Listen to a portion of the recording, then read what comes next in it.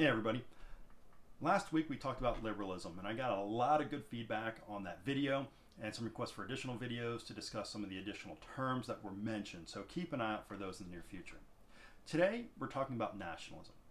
The poll question was a true-false statement to determine whether or not you think that nationalism is a dangerous belief system that should be avoided. 16% of those who responded to the poll said yes it is, and 84% said no it's not. So what is nationalism? Nationalism, at its most basic definition, is a celebration of national pride. Now this can be lived out differently in different nations. So let's take the United States.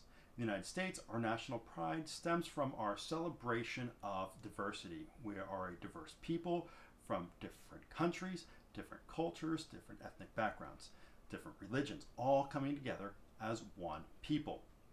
In Canada, there's two main groups. There's the people that are from the French-speaking area, and they celebrate their French heritage, and that plays a large part into their national pride. And there's people from the English-speaking area, and they celebrate their English heritage, and that plays a large part into their national pride.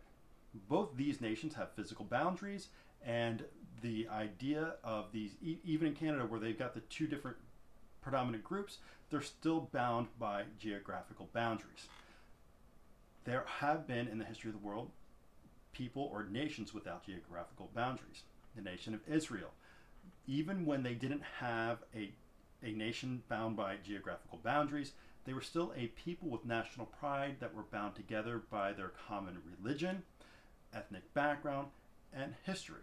And so it plays out differently depending on which nation you're looking at. Nationalism in and of itself is not good nor bad. Again, it's a sense of national pride. It can have its good things and it can have its bad things.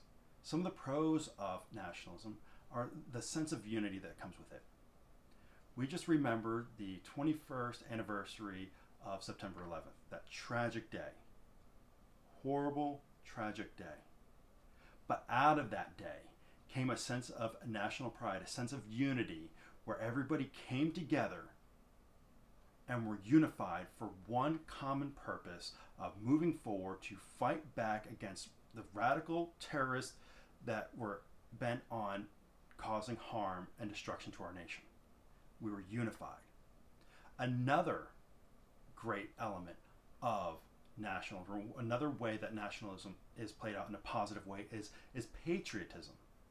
And we see this when men and women voluntarily join the military and serve in our armed forces to defend freedom and fight for our safety. A great outflow of nationalism. But nationalism can have its dangers as well.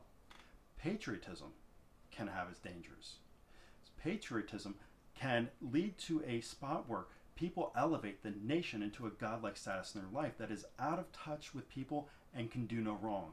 And that's just a dangerous place to be. We're not even going to get into all the danger of that.